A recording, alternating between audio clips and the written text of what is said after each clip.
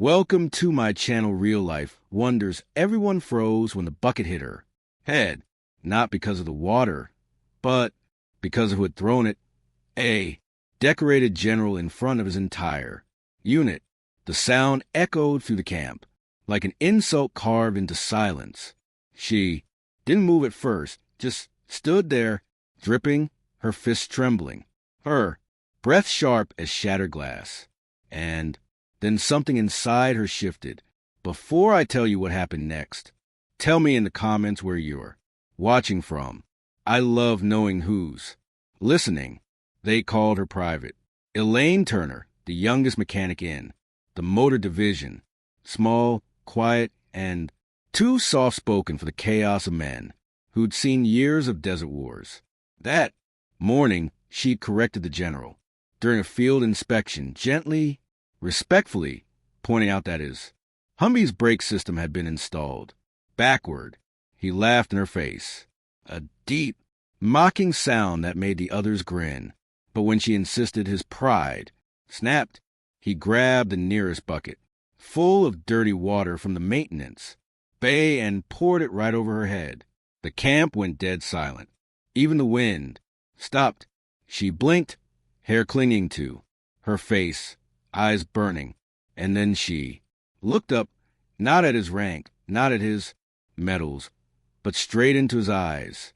"Sir," she said quietly, "you just humiliated the only person keeping your vehicles from killing your men." The general sneered. "You think you're irreplaceable, Turner?" "No, sir," she whispered. "I think you're lucky I care enough to tell you the truth. For a heartbeat, nobody breathed." And then he stepped closer, too close, his shadow swallowing hers. But before his hand could rise again, she did something no one expected. Elaine dropped the wrench she was holding, squared her shoulders, and with one clean motion, her fist met his jaw. The general staggered back, stunned. The camp gasped as he hit the ground, motionless for a moment that felt like forever. She didn't run. She didn't cry. She just stood there, chest heaving, surrounded by a soldier who didn't know whether to salute her or drag her away. "Get the medic," she said calmly. Now, even the sergeant obeyed as the general came to coughing and dazed. His eyes darted toward her, but there was no anger there anymore, only disbelief. He was a man used to fear, not truth, and for the first time in years, someone had reminded him what it looked like. Later, in the mess hall, whispers followed her, like shadows. Some called her reckless, others called her a hero. But the next morning, when inspection began again, the general walked in, a bruise darkening his jaw, and halted in front of her. "Private Turner," he said, his voice quieter now, almost human. "About yesterday, I deserved that." She blinked, unsure if she'd heard him. "Right." Then he added, "You were right about the brakes. I checked the reports myself." The men behind him shifted, uncomfortably glancing between them. The general took a breath. "You've got a good eye.